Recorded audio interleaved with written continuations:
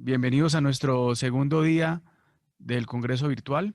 Hoy estamos en la presentación de los trabajos de ingreso. Vamos a estar presentando los trabajos de ingreso. Vamos a estar también con unos módulos muy interesantes de reconstrucción de plexo braquial, de síndromes compresivos de nervio periférico, cobertura cutánea y por último el módulo acerca de patología traumática de codo.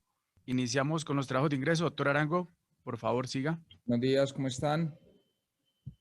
Permítanme, comparto pantalla.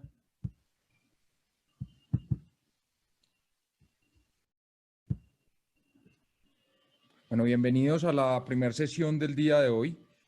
Vamos a iniciar con el módulo de los trabajos de ingreso a la sociedad. Como les decía el doctor Arroyo, yo soy Andrés Arango, miembro de la Junta Directiva de Asosimano. Los trabajos que vamos a presentar en este primer módulo de la mañana estarán a cargo del doctor Raúl Ernesto González, cirujano de mano, Hugo Cerrato, cirujano de mano, el doctor Diego Alarcón, fellow de mano, y la doctora Laura Gutiérrez, fellow de mano. Entonces, demos inicio con la primera presentación a cargo del doctor Raúl Ernesto González. Buenos días.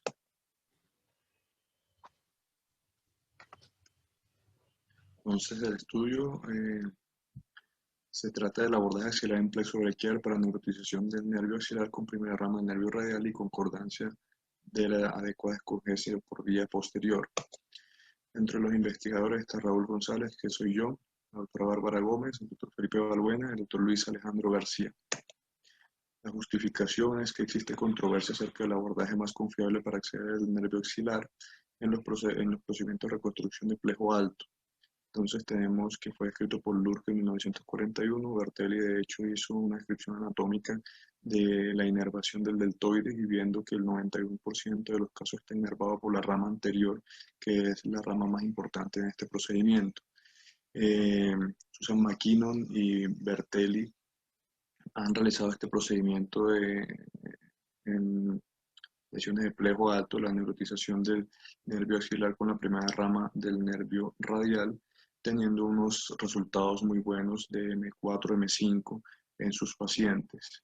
Y más cerca, o sea, más reciente, un estudio de los brasileños del grupo del Dr. Torres, en el cual compararon dos abordajes, el abordaje axilar y el abordaje por vía posterior, sin diferencias estadísticas entre uno y el otro, estableciendo que el abordaje axilar da las ventajas de la extensión tanto proximal hacia distal, de procedimientos adicionales en el plejo braquial y tenían una tendencia a pensar de que tenían mejor rotación externa, pero no encontraron diferencias estadísticas. Entonces vemos las ventajas de este abordaje y queremos ver pues, la reproducibilidad, la adecuada escogencia de las ramas, las suturas sin tensión y unas medidas establecidas. Dentro de los objetivos tenemos 10K, pues tenemos que es realizar la disección del nervio axilar, del nervio radial, hacer unas medidas de referencia y determinar si la sutura es factible y si escogimos la adecuada rama del nervio axilar, que es la rama anterior.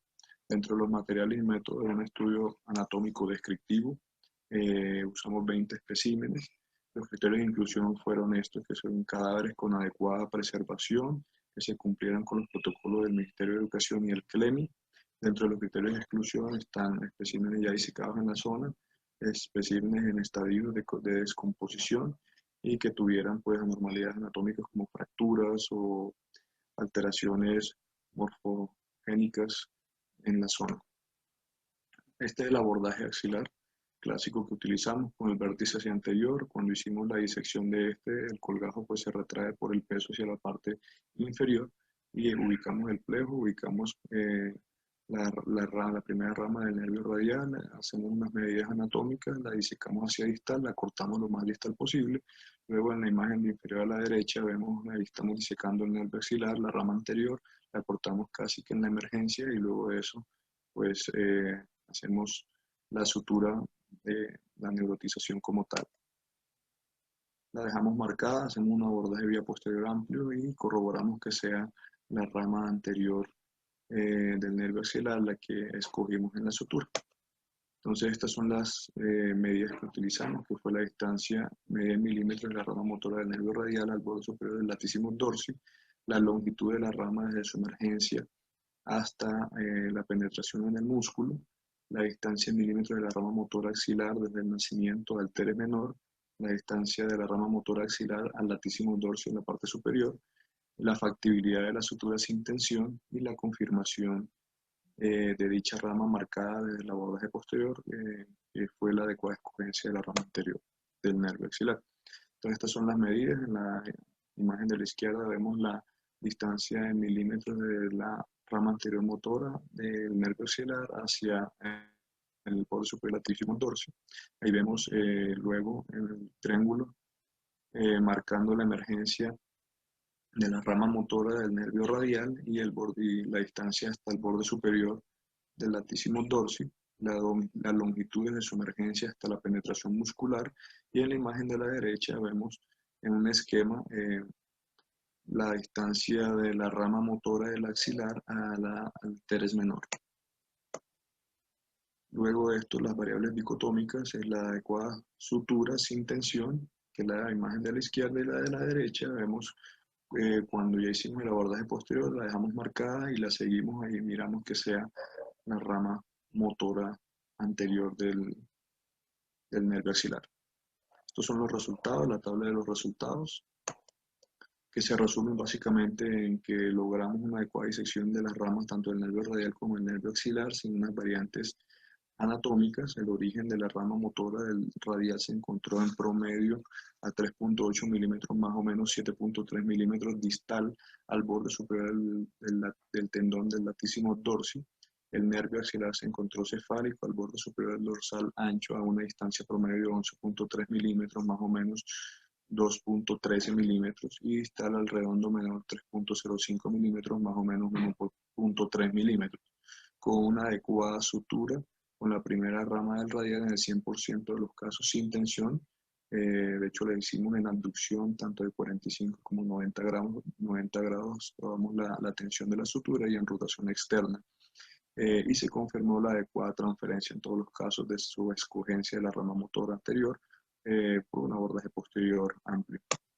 Dentro de las conclusiones del estudio que podemos rescatar, entonces, que la neurotización del nervio axilar con la primera rama del nervio radial se logró con éxito en el 100% por vía axilar, y pues escogimos adecuadamente la rama anterior del nervio axilar, que es la rama motora, que es la importante en la inervación del deltoides, y que lo corroboramos por la vía posterior. Este abordaje pues, nos ofrece las ventajas de la extensión tanto proximal como distal, de procedimientos adicionales como el espinal al supraescapular y el overland en la parte interna del brazo.